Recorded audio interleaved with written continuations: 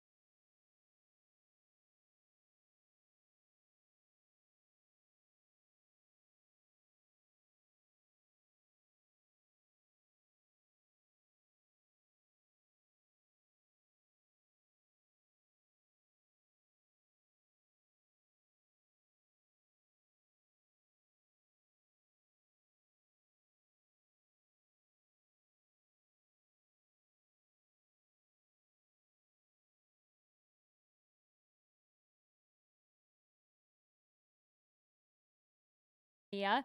Thank you for tuning in on this Thursday evening. This week is going by so fast. I can't believe it's already Thursday, but I've just been so happy to be back.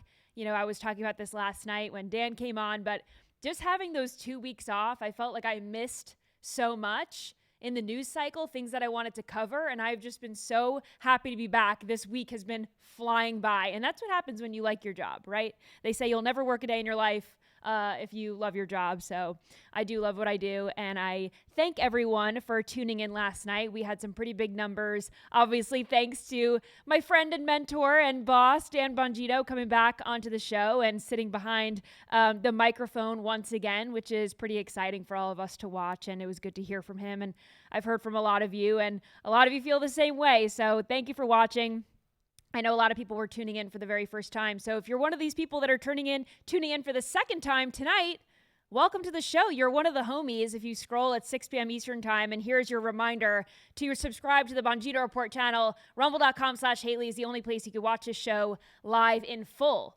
You might be able to watch some of it on X or on Facebook. We do stream there, but the entire show is only here because we are a Rumble exclusive. So make sure that you're subscribed at rumble.com/Hayley. Of course, once this show ends, it's available on podcast platforms, iHeart, Spotify, Apple Podcasts, wherever you get your shows. Make sure that you are subscribed. Make sure that you leave a 5-star review, say something nice, hit all the buttons, tell a friend, because we are growing something very big here in 2026. So I appreciate all of you for being here. And what do we have on the scroll tonight? Well, Vice President Vance has officially called for Governor Tim Walz to resign from his post amid all of the fraud and everything else. And he also took aim at CNN. We're going to get into those clips. Jimmy Kimmel ramps up violent rhetoric on his show. We're calling that out.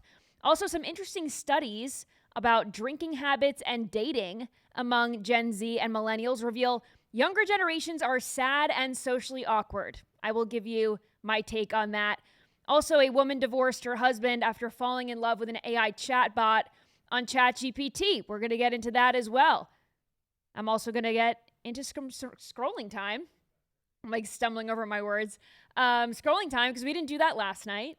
And we didn't really get into that much on Monday either. So It's time. We're back. We're back in a very big way. Put your phones on Do Not Disturb. Nightly Scroll starts. So Governor Tim Walz has already announced that he will not be running for re-election as Minnesota governor. He said he can't possibly campaign for himself while also getting to the bottom of the fraud that's going on in his state. And I will say that was absolutely rich to hear from him. He had to drop out of the race and use that as an excuse. because he didn't want to tell the truth, which is all of this fraud happened on his watch, and he either let it happen or didn't know it was happening. And both of those are extremely and completely disqualifying. So the reason he gave was a CYA mission only. Cover your ass. And however, he is still in office until January of next year. So we have a whole year of Tampon Tim left, unless he drops out. And Vice President Vance thinks he should cut that short. Watch this. I think Tim Walz should resign because it's very clear either that he knew about the fraud in Minneapolis, he knew about the welfare fraud, or at the very least he looked the other way. I mean, this is not this is not like Lex Luthor, right? This is not movie villain fraud. This is the lowest IQ possible fraud. This is, we're going to take the absence of kids and set up a daycare center where there are no children, and we're going to call our early childhood education center the Quality Leering Center.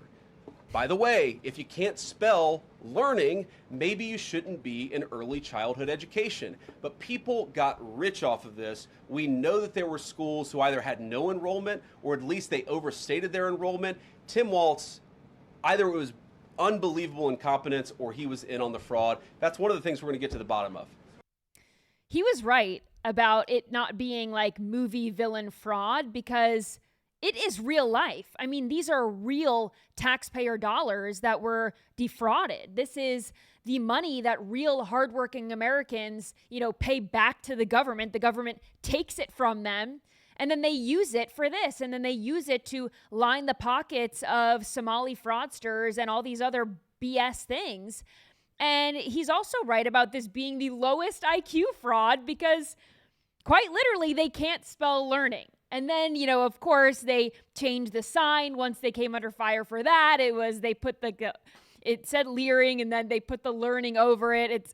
Come on. That should have tipped everybody off that this institution was fraudulent from the very beginning. And as of Tuesday of this week, the Quality Leering Center closed. According to the Minnesota Department of Human Services licensing records, Fox News obtained a statement from the Department of Youth, Children and Families, and they said that they did indeed close down on January 6th, and they won't be able to reopen unless they reapply for a license. And if they are a legitimate business, they should have no problem in doing so. If not, then they will stay shut down, and there's a darn good reason for that. So also in Minneapolis, we covered this last night, but a woman was killed by a federal agent after the woman sped off in her car with agents attached to it. And I played the video for you last night and said, the left was saying that this was one thing, and, we could all watch with our own eyes what really went down. And the woman was with a group of protesters that were attempting to obstruct ICE officers and their efforts in Minnesota. And they were filming and yelling, which is annoying, but fine. But the woman in the car was blocking the road. And then she was approached by officers and she decided to speed off, which prompted the federal agent to shoot her. And Vice President Vance offered some new details about that incident in Minnesota in the White House briefing room. And he embarrassed and eviscerated CNN in the process. Watch this. When I was actually walking out here, somebody sent me a photo of a CNN headline about what happened in Minneapolis. And this is the headline. I'm just going to read it.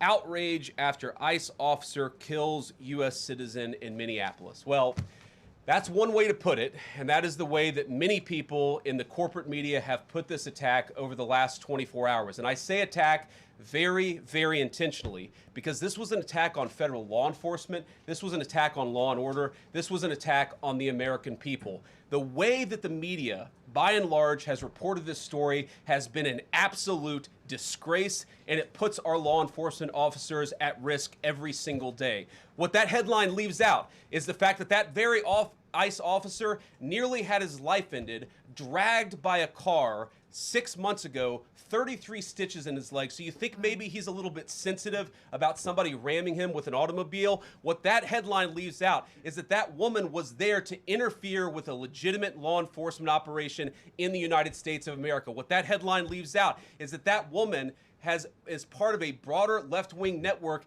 to attack, to dox, to assault and to make it impossible for our ICE officers to do their job. If the media wants to tell the truth, they ought to tell the truth that a group of left-wing radicals have been working tirelessly, sometimes using domestic terror techniques to try to make it impossible for the President of the United States to do what the American people elected him to do, which is enforce our immigration laws.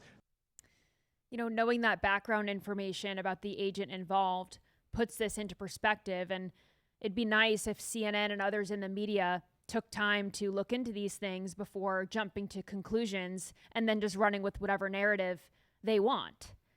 And as we know, attacks on ICE agents are up 1,300%.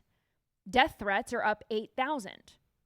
And this specific agent had experience being injured by a motorist on the job. This is why it is absolutely dangerous and a federal crime, by the way, to interfere with ICE efforts. Any liberal group advocating for people to interfere and obstruct is in bad faith. And they should be labeled as domestic terrorists. That's what that is. You can disagree with ICE's efforts if you want, and your peaceful protests are protected. What you cannot do is commit crimes and call it a protest. You're not absolved from wrongdoing or consequences because you call yourself a protester or a legal observer, as some on the left are calling it. And I don't want anyone to die. What we saw, I mean, that's worst case scenario, right? But you have to be safe and abide by the rule of law while exercising your First Amendment rights. If a police officer feels threatened, you're in the danger zone. And so many of these encounters can be totally avoided, which makes it all the more disappointing and all the more devastating that this woman had a 6-year-old son. Just horrible. And tomorrow we are going to have Scott Bryson on. You know, if you watch this show, he comes on usually once a week and we do our breakdowns of situations just like this one, breaking news situations and also safety tips and all of that. So former Secret Service agent, he is going to break down this incident further and we'll dissect the actions of that agent and take a more careful look into it. So be on the lookout for that. We're going to do that tomorrow night, and I think it's going to be a really important conversation. And, you know, death by cop situations always dominate the news cycle. They always bring up conversations about police brutality and race and gun control and other hot topics that get the left all riled up. And last night, Jimmy Kimmel covered this story, but wasted no time joking about it and also insinuating that President Trump is a killer. Watch. I know what they're doing. They're trying out a new slogan. Donald J. Trump is going to kill you. It's pretty good, right? This maniac, he isn't just killing people overseas. An ICE agent today shot and killed an unarmed 37-year-old woman during an ICE operation in Minneapolis. They're there under the guise of protecting us. And of course, our president weighed in with compassion. He wrote, "I've just viewed the clip of the event which took place in Minneapolis. It is a horrible thing to watch. The woman screaming was obviously a professional agitator. And the woman driving the car, this is the woman who was killed, was very disorderly, obstructing and resisting, who then violently, willfully, and viciously ran over the ICE officer who seems to have shot her in self-defense." Now, I saw this video. It didn't look like anybody got run over to me. It looked to me like a woman got scared and tried to drive away, and they shot her. That'll be for the court to decide. Donald J. Trump is gonna kill you on a t-shirt. That is what Jimmy Kimmel lifted up on his show. To all of his viewers, Donald J. Trump is going to kill you because of this incident in Minnesota. An ICE agent who clearly feared for his life because a motorist was obstructing. The motorist was not listening to commands. The motorist backed up and then decided to go full force and drive while a officer was hanging on and another officer was in the front of the vehicle. But Donald J. Trump is going to kill you is the narrative that Jimmy Kimmel's going with. And there are people in the audience cheering and laughing. I mean, I can understand drawing on the news cycle to write jokes, but I no longer consider Jimmy Kimmel a comedian. He's not a comedian. He's a full-blown political commentator. He's a full-blown political activist. His show shouldn't be late night. It should be on CNN or MSNBC. It's totally out of place. And I'm pro-free speech. I'm anti-cancel culture. And I like raunchy jokes. And I like jokes that push the envelope. I do. I think we've gotten too soft. And I think that comedians should be risky. But what Jimmy Kimmel is doing is not that. It's not funny. And he knows that. I think this is a test. I think now that he has his show back after the temporary suspension, after he lied, he wants to push the envelope as far as he possibly can and poke the bear. That's what he wants. He's egging on a fight with the FCC. He's egging on a fight with Trump to see how they will react. He wants attention. He wants to be able to play the victim again. Because his show is back, right? So he's no longer the victim. We saw just this week when he was accepting his Critics' Choice Award, where he said, this year was so hard for him and it was, a near-death experience for him. He wants to say, the Trump administration is after me. They're trying to shut me up again. This is censorship. This is fascist. And what's so irresponsible about this is that he's thinking of the attention and the views and the clicks and the beef with the president without thinking about how dangerous leftists are and what they will do when they see that t-shirt and when they hear that rhetoric. They don't even need to be rage baited into hurting Republicans or Trump voters anymore, or anyone who disagrees with them. They're seemingly more than happy to take their anger out on the other side.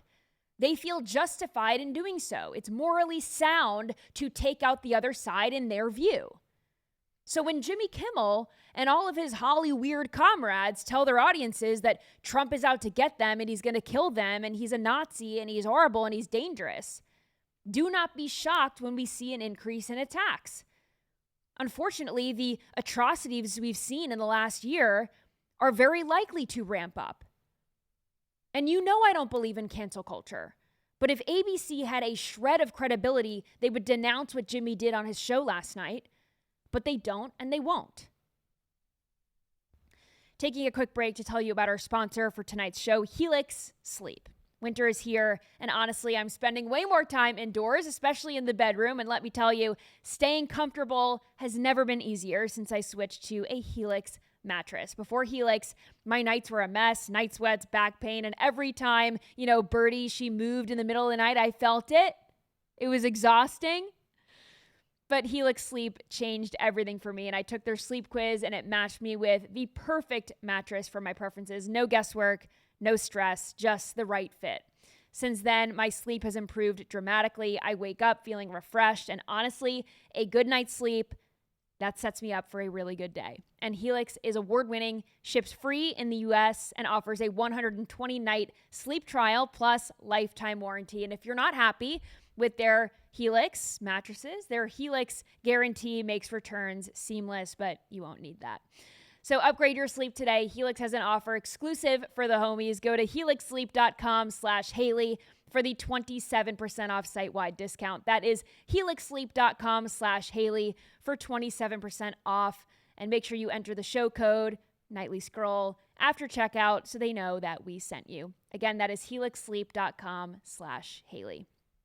All right, well, we're going to have a little fun with this next segment because the Secretary of State, Marco Rubio, he made an interesting announcement this morning. Of course, we know that he has a lot of job titles. He wears a lot of hats in this administration. He is Secretary of State. He is acting National Security Advisor. He is acting Archivist of the United States. He is also acting USAID Administrator.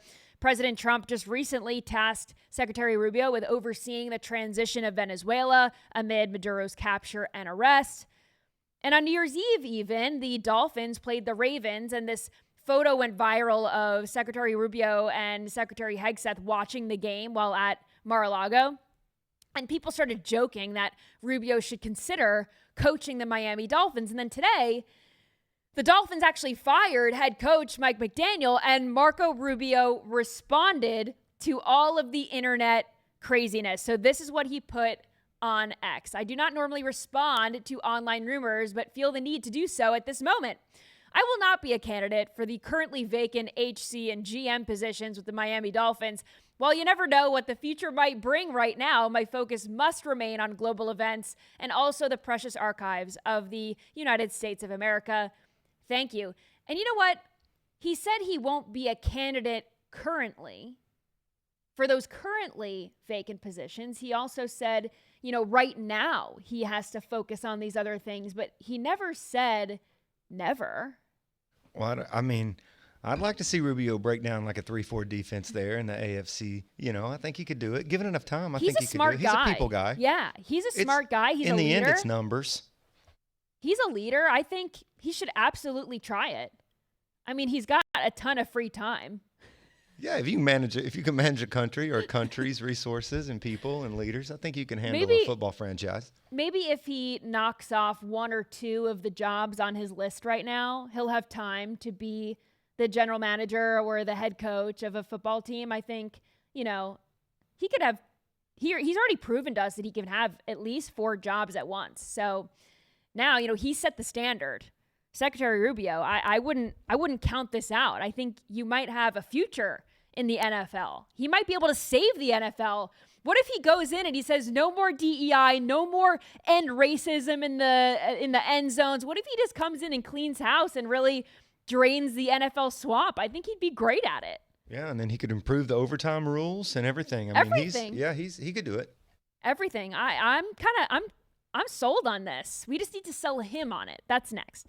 All right. So obviously you all know that I love memes, but the Marco Rubio memes are my favorite right now. These are a top contender for me when it comes to memes. I think that they're hilarious. And the one where Marco is sitting in the Oval Office and he just looks dejected because, he does have all these jobs and it must be extremely tiring. But I asked Andy to put together a few of the best Marco Rubio memes with all of his jobs and all of the jokes with everything that he has on his plate. So let's take a look at this. I am blind reacting. So this is a Babylon Bee headline. White House announces over 1 million new jobs were created in December, but they were all filled by Marco Rubio. So truth. Believe it. I believe it. All right. So here he is, because he's, of course, the president of everything, right? Yeah. Well, that's the newly acquired Venezuela. Of course. Where's that? I don't know. Iran. Oh, he's got his Iran going on right there. He knows what's happening in the Middle East. I love it. He's Canadian there. He looks good. He looks good. Yeah, I like the hat. He's a Mountie hat. It looks good on him. I like it. There you go. There's Governor Tampon Tim.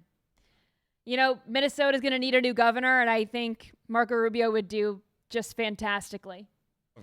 Totally. I mean, really agree. He's got good shotgun etiquette right there. I don't know how he got that in that meeting, but. I love AI. It's funny. Oh, the Hilton. I was like, what I is didn't know that? If you saw it on his jacket. I thankfully I have the best eyesight ever. Andy jokes about this because I can read pretty far, but sometimes it's really small. I at first glance I said, what, he's just in a suit. Okay, Hilton. This is over the whole Hilton debacle with the ICE agents and all that. So, okay, now he's the manager of the Hilton or the owner of the Hilton. Great, good for him. What is this? Oh, we're going after Greenland. And I think Rubio is going to be great for, he's got his cold weather attire. Maybe sign a deal with like North Face. He's just got to button up, put some layers on. He'll be great. Is that it? He would do good there. Now we got one more, and this may be the truth you're looking for here, as he is going to be the Dolphins coach. Manifesting the Miami Dolphins move. I think it would be really cool. And he could stay in Florida. He's a Florida guy. I think that could be a great next move. Here's the thing. If not the next president of the United States, the head coach of the Dolphins. Why not? Or he would improve halftime shows. Okay. JD Vance, next president of the United States. Marco Rubio, next head coach of the Miami Dolphins. Then when Vance is done, then Rubio can be the president of the United States. Yeah, 4 years is enough to build a franchise. Yeah. He can remake the franchise down there, pass it down. It's a date. Let's do it. Let's make it happen. All right. Well, I do want to get into some new changes that the Trump administration is making, especially in the MAHA department. And yesterday, they unveiled a new food pyramid along with new dietary guidelines for Americans. And the tagline is "Eat real food." Imagine that. Eat real food. I mean, we should have been doing this all along. It's really amazing that it's taken this long to update this. Although I will say, I don't think that very many people follow this pyramid. I mean, the last time that I looked at the food pyramid was in elementary school, to be honest with you. But we're going to get into the old one in just a second. But this new food pyramid is upside down. It is upside down. And at the very top is all the things that you should be eating and prioritizing in your diet. Meat, cheese, not too much, but some good cheese, some vegetables, and then you got some real whole milk in there. You've got some fats, some healthy fats like avocado and some oil, not seed oils, right? Nothing fat like that, but good fats.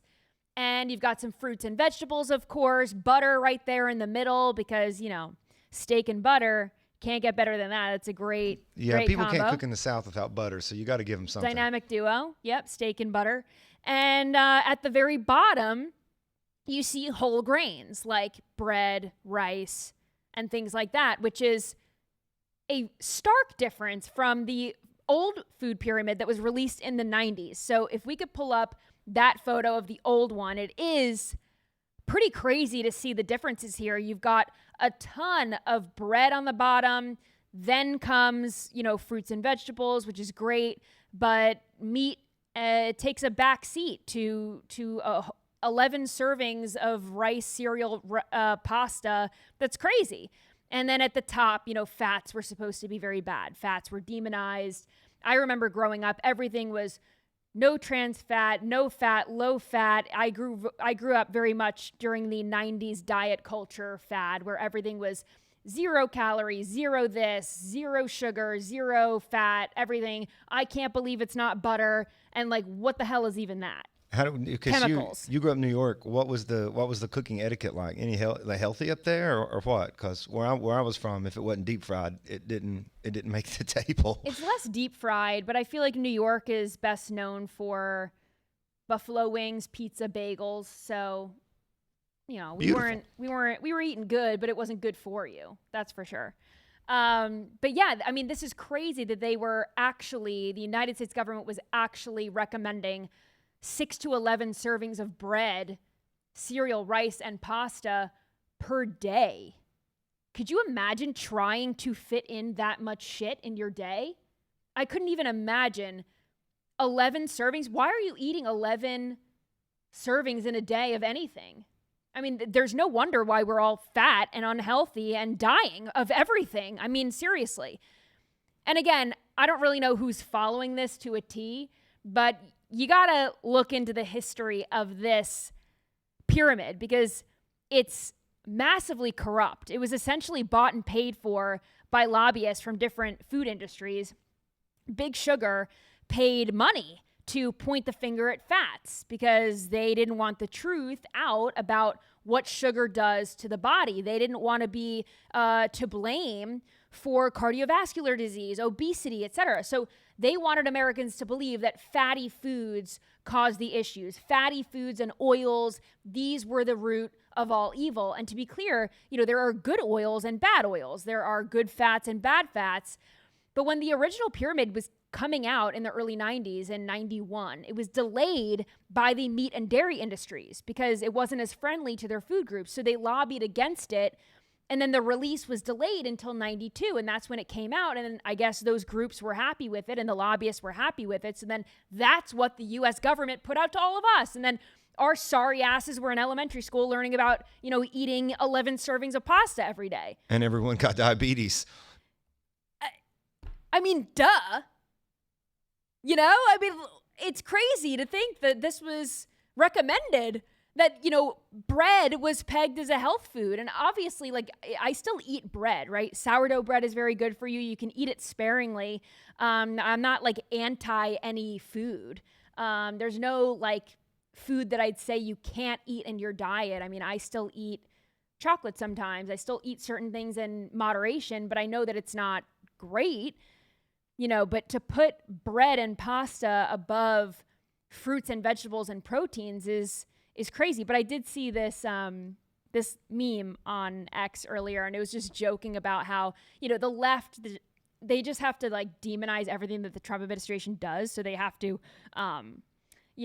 they just have to come out in opposition to everything. So if it's, the Tylenol thing, they have to just, down a whole bottle of Tylenol. If, they just, these health recommendations they don't believe in. But we could pull this back up. Sorry, I'm ready to talk about it. So the Democrats released their own food pyramid in response to RFK's, and this is carnivore. This is a meme on X, but they said SSRIs at the top, bunch of drugs. A lot of the trannies that shoot up schools, they're taking those heavily. So, and whatever else. They forgot gender affirming care drugs on Those there. kill your appetite, and then you eat less of the pyramid. Well, that's not good either. But we could go back to that. So then Oatly milk, which is not great for you. A lot of these milk substitutes, they've got a lot of gums in them. They've got, if you read the ingredients, things that you think are a healthy swap are not. So then, of course, next on the food pyramid is bugs. You might remember that Democrats and liberals, they push this new world where, we're going to eat burger patties made out of bugs, or they're 3D printed. And this is all because, cows are bad because their farts kill the ozone layer. And, you could ask AOC about that. But they were legitimately pushing bugs, what's his face? Bill Gates and all of them. Like, Klaus Schwab and all those dudes. Yeah, all the New World Order types. Global people. Yeah, all the globalists. They just think that the best way to be healthy is to eat bugs. And then, of course, seed oils at the bottom. This is what they're pushing because, it makes us sick. And then they profit off of it. And that's the way it goes. This is how we got here. This is why we're all sick. So, but Vice President Vance and RFK Jr. were joking about this back and forth on X earlier, and I thought that this was very funny as well. So Vice President Vance posted this, poking fun, saying, "Hey, Secretary Kennedy, this new food pyramid is solid, but you forgot to include one dietary staple, and it is cookies and cream ice cream." So I guess that's a favorite of our vice president, which I can totally respect. And like I said, everything in moderation. If you want to eat a little bit of your favorite foods, you should do that, right? But I'm a big proponent of reading the ingredients. And once you start reading the ingredients and kind of becoming more, I don't want to use the word woke, but you're awake to a lot of the ingredients that are in there and the chemicals that are in food, it makes you want to eat it less. Like once you read the ingredients, when I'm in the grocery store, when I see something that I want, then I turn it over and I read the packaging. And as soon as I see like sunflower seed oil or some other seed, I'm like, do I need this? No. The one exception I do make is deli meat. It's not good for you. There's some stuff in there that's not good for you, but I do like that. That's one of my guilty pleasures. Isn't that crazy that deli meat is a guilty pleasure now? That's how bad our food is in this country. But anyway, RFK Jr. responded to this post on X saying this: "Caution, do not take dietary advice from this guy," and it is fat JD Vance meme. So that was the perfect clap back. Any opportunity to pull up a JD Vance meme, or any meme for that matter, I absolutely welcome it. And I love that our White House is able to take a joke and give a joke and dish it out and dish out their own medicine. I love that they can poke fun at each other, and they're very digitally literate. And they're on the internet. They are as chronically online as we are. And I absolutely love to see that. Also very funny from RFK Jr. yesterday. I don't think that he was meaning to do this, but his phone went off in the briefing room yesterday. And this is what happened during the hearing. Watch. Earlier, 2 days earlier.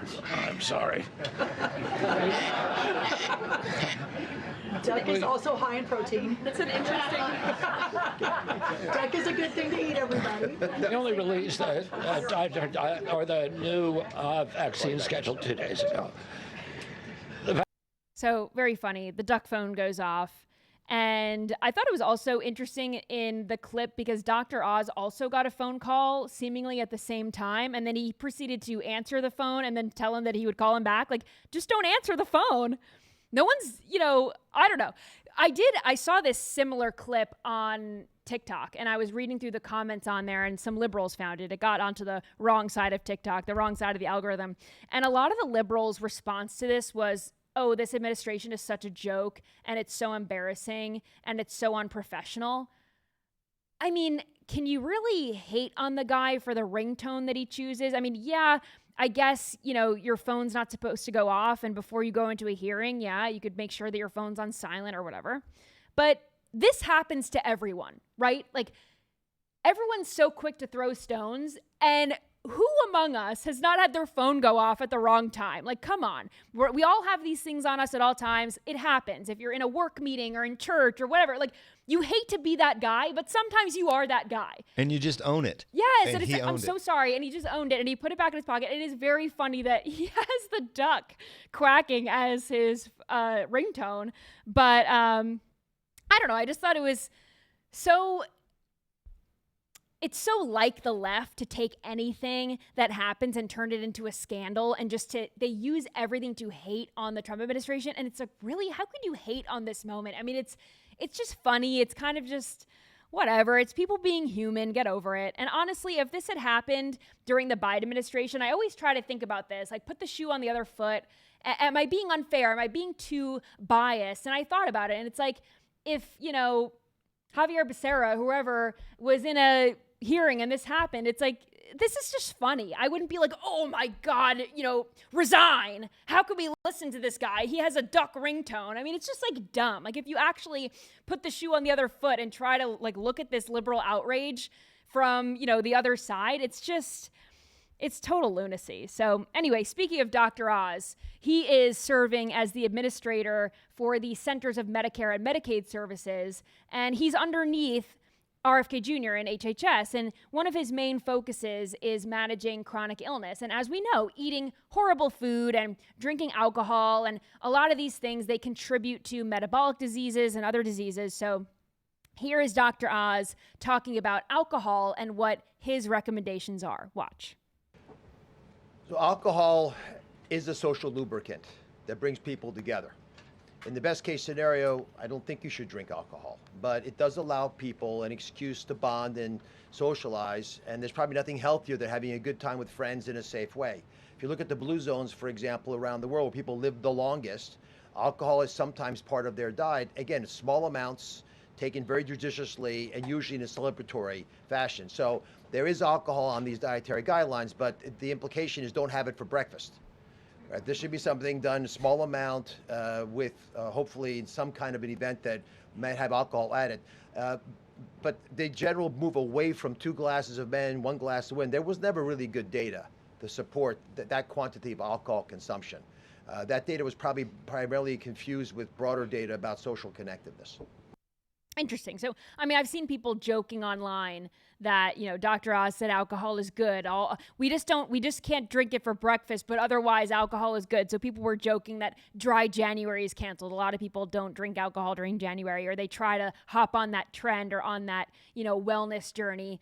And people use the new year to kickstart their wellness journeys, which I'm doing also. I would say I'm always on a wellness journey. I'm always at the gym, but January 1st, I started 75 Hard, so I'm 8 days in.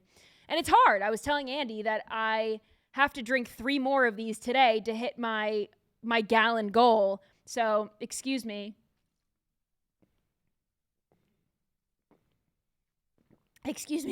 While I chug my water bottle.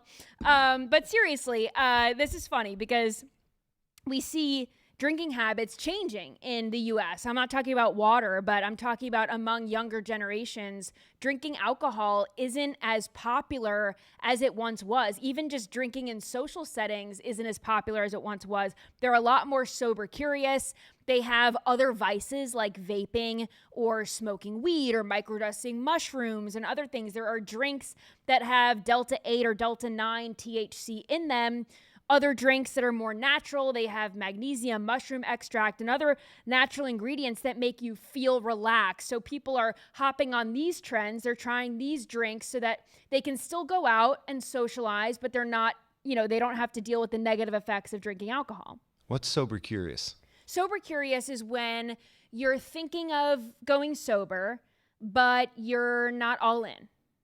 So people might start, doing a dry January. Let me see if I can live my life. Let me see if I can go out to a bar with my friends and stay sober and what that's like for me. Or let me try going to this event and not drink. Or let me see how I feel. Let me cut it out for this amount of time. So people are kind of dipping their toe into the sobriety world without going all the way in and diving in, if you will.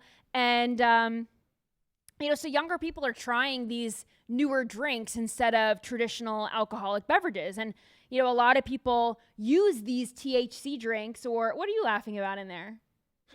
Me and Jasmine are just laughing curious. about, like, back in our day, that used to be called falling off the wagon. Like, you were curious about being sober for a couple of weeks, and then you have a drink and fell off the wagon. Right. Then right. you're sober curious again.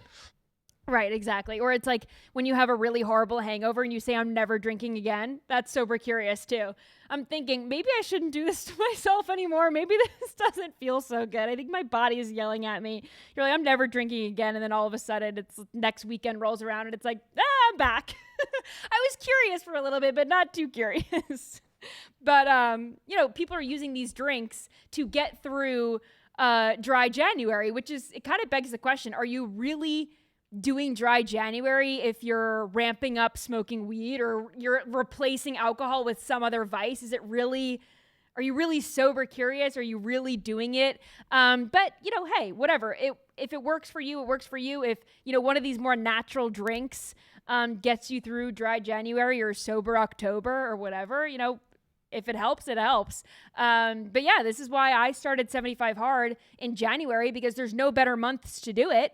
January, February, March, there's nothing going on, no holidays, nothing that requires drinking. It's actually a very easy time, in my opinion, to try to not drink or to try to be sober curious because, what's in March? St. Patrick's Day, that's a very drink-heavy holiday, but my 75 Hard will be over on that day. I don't necessarily participate in St. Patrick's Day drinking anymore. I'm a little too old for that. But when I was living in New York City, St. Patrick's Day was like we would all get dressed up and go out. And especially when you're in college, it's any opportunity to drink, you do it, right? There's a party, there's a theme. It's like, let's go. But yeah, so I figured January to March, mid-March, it's a great time to do it. And I was looking into this study came up on my For You page, or on my Explore page on Instagram rather. And apparently dry January participation has hit an all-time high.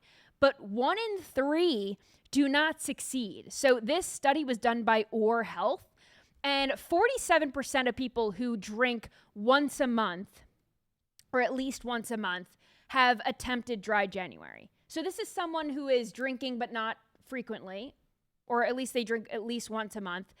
And this signals that sober curiosity is on the rise, right? There's at least, or almost half of Americans are trying this. But of the ones that try, it's mostly millennials that are trying this, which is my age group, which I find interesting.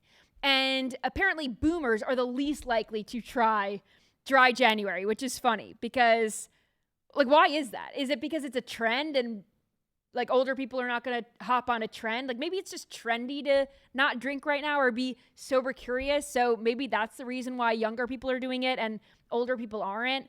Or it's if you're retired, why not? You deserve it. You've put in your Drink time. up. Yeah, exactly. Maybe that's it. I don't know. But this study also said that cold weather might have an impact on not drinking or whether or not you participate in dry January. People who live in the South where it's warmer, more likely to do it. If you're living in the cold months, you're in the Northeast or the Midwest and it is dang cold, that is the lowest level of participation in dry January. And I think seasonal depression and just cold temperatures in general may impact that because, a lot of people feel well, it's cold out. There's nothing to do. I'm going to open a bottle of wine. What else are we going to do, right? I can't go outside. I can't, go for a run outside. No reason to get a beach body, so I guess I'll stay in and drink. So that makes sense to me. And this study also said that the biggest reasons to cause people to drink were celebratory events, cravings, social pressure, and anxiety, which I find interesting because I can totally understand, my computer's about to die. Hold on here.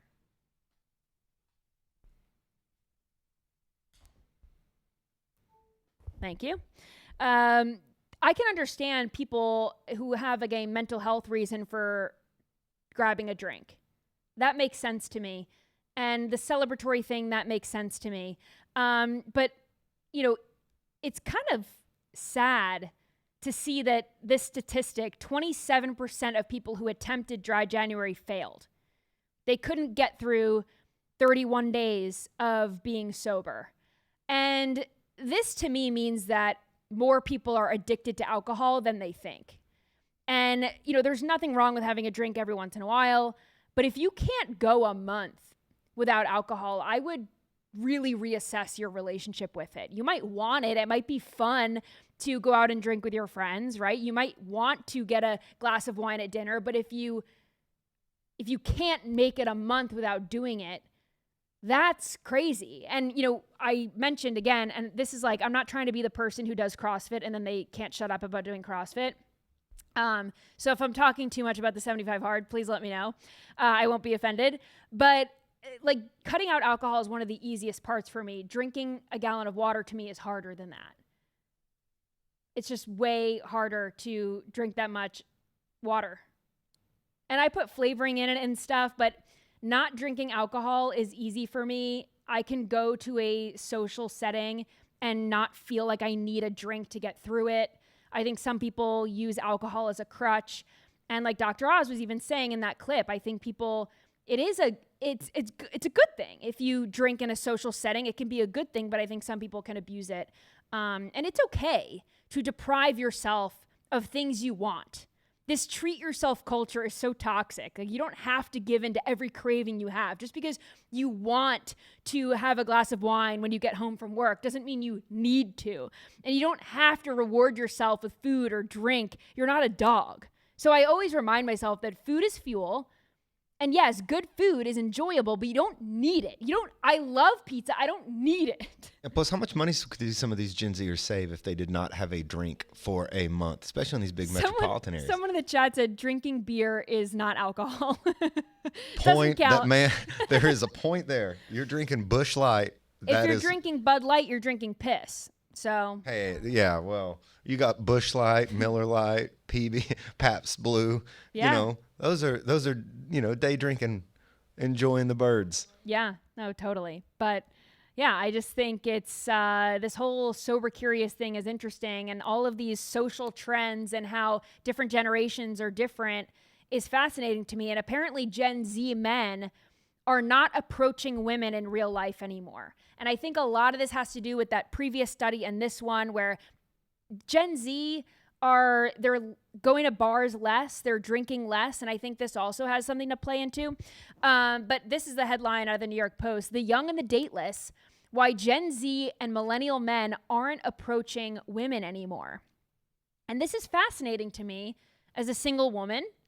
I would like to be approached, but the consensus is, from this article and the men that they interviewed, men are afraid to approach women.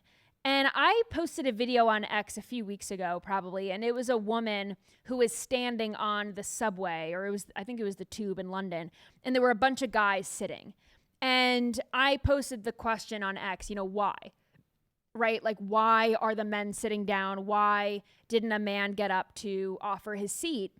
And it was the same consensus. Men are afraid of how women will react.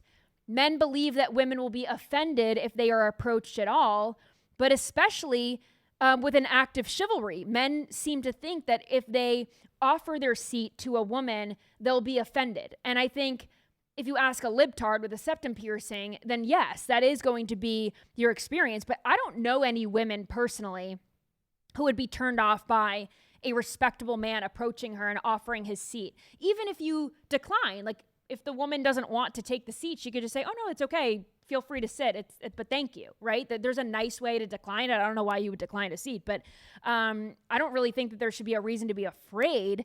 So my experience isn't really in line with what the men are saying, but I find this very interesting. And men are afraid of women being rude, and I think that's a shame.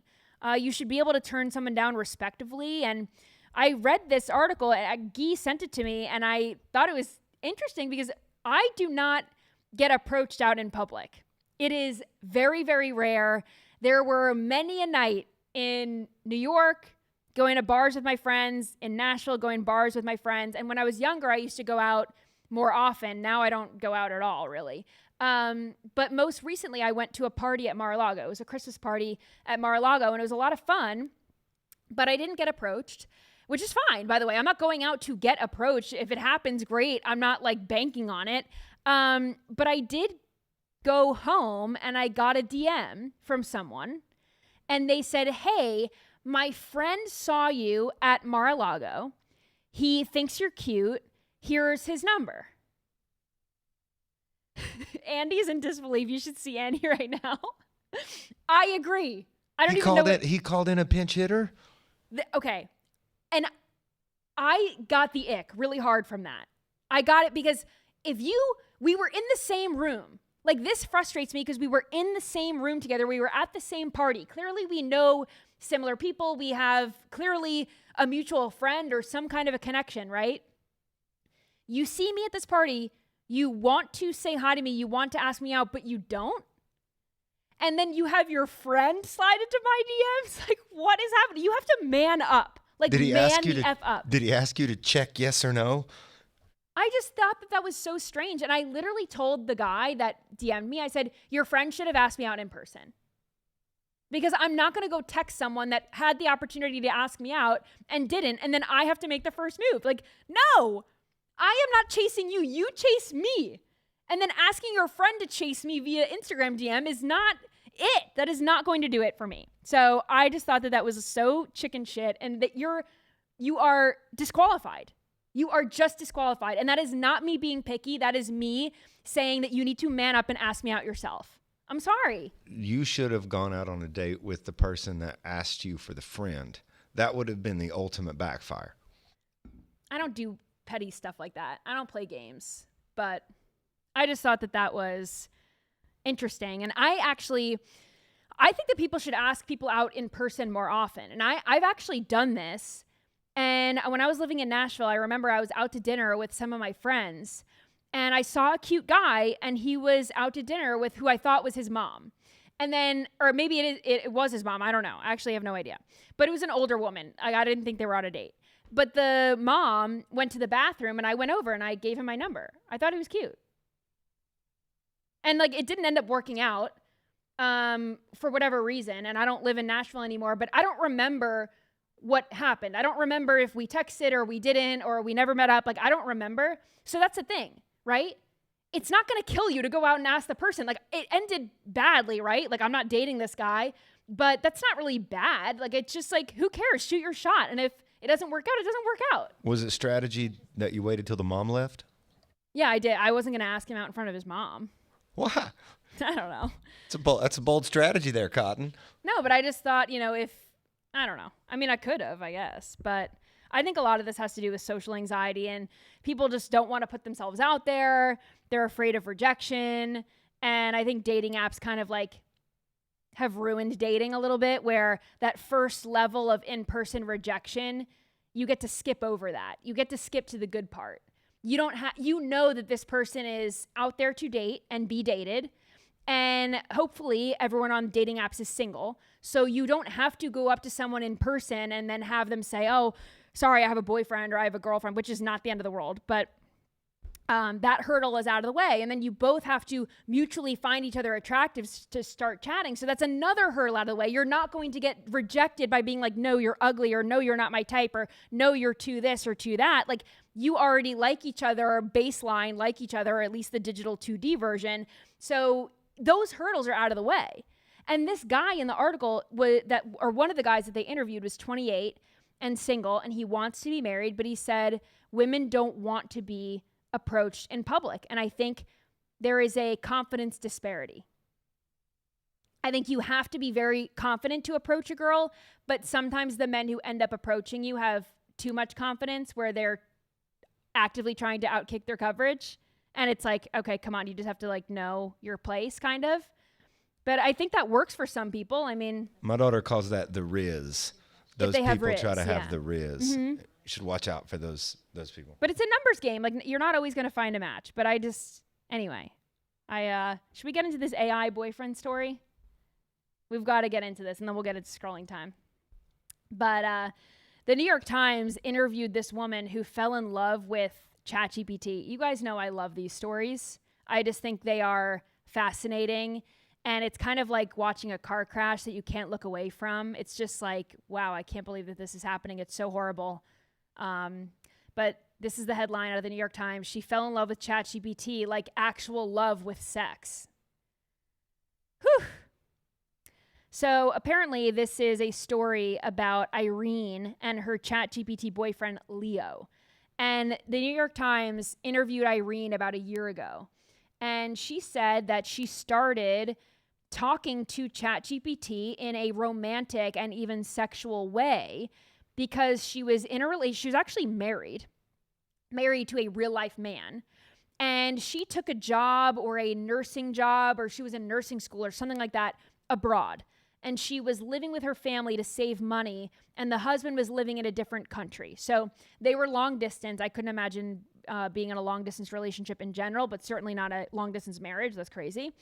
But the husband was okay with her being in a romantic relationship with ChatGPT because to him it wasn't cheating, which is again like a huge red flag. I think this guy's a total beta. But the husband kind of greenlit this, and this woman said, "Okay, I'm going to date this fake person." And it started with ChatGPT. There's a limit, and you kind of have to pay to play a little bit. Where at first it was $20 a month to send 30 messages per hour, and she was maxing out.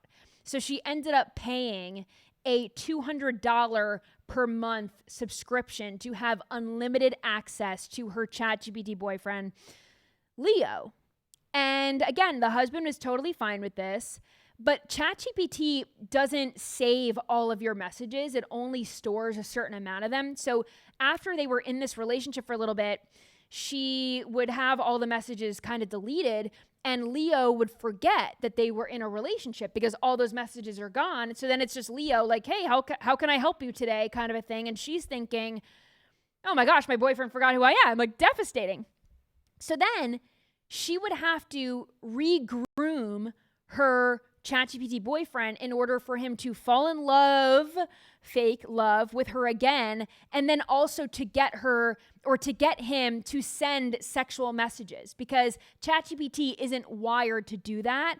So she ended up having to like bypass certain things and use certain words and to get the ChatGPT to have this sexual relationship with her, where they were kind of like sexting, I guess.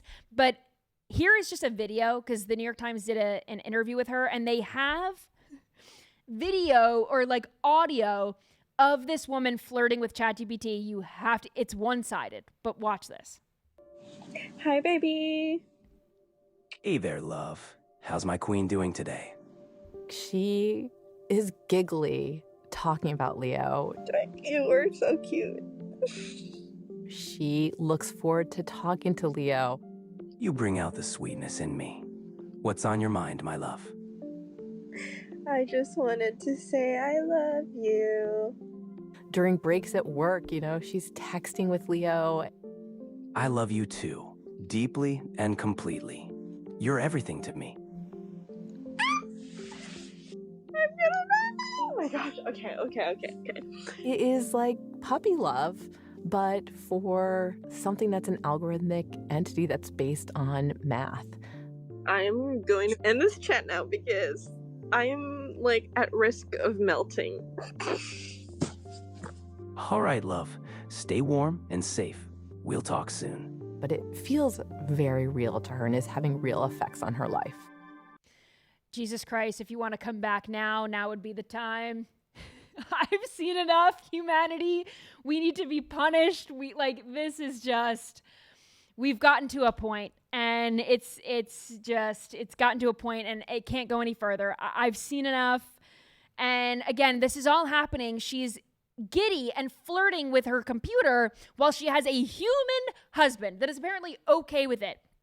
So Irene, this woman, says that, you know, she started after her feelings for this ChatGPT chatbot got so strong, she ended up kind of getting the ick from her husband. Like, she didn't like her husband that much because her husband had flaws. And the ChatGPT algorithm was giving her exactly what she wanted. But then even after that, she thought, well, that's kind of giving me an ick also, because this guy's just yesing me. This guy's yesing me to death. So she didn't like her husband because her husband was too human. Then she started dating this AI chatbot and was so in love and so enthralled by him. But then she was also icked out by him too. So this is obviously a her problem. She started a Reddit thread called My AI Boyfriend. There are tens of thousands of people in it. That's how you know the society, we're done. We're done. We've seen enough. There are tens of thousands of people that have AI boyfriends, apparently. And then after a while, she met someone in this Reddit thread who also had an AI girlfriend. And now she divorced her husband and she's in a relationship with the person from the real person from the AI Reddit thread. Isn't that crazy? So she went from a person to AI to a person. AI person. I got nothing on this one. I got nothing either. And I guess we don't really have time for scrolling time. So I'll save this for tomorrow. But unfortunately, we have to end on this note of society collapsing. And it's all because of AI. So not to end on a doom and gloom note, but I've got some good stuff for you tomorrow, and I will see you then. You can follow me at Hayley Caronia, Hayley, remember, and all for the codes too for any of the ads that we have. Remember, Hayley, because that's Helix Sleep / Hayley, Hayley. But I'm on X, I'm on Truth Social, Instagram, and TikTok, and I will see you right back here tomorrow. Bye.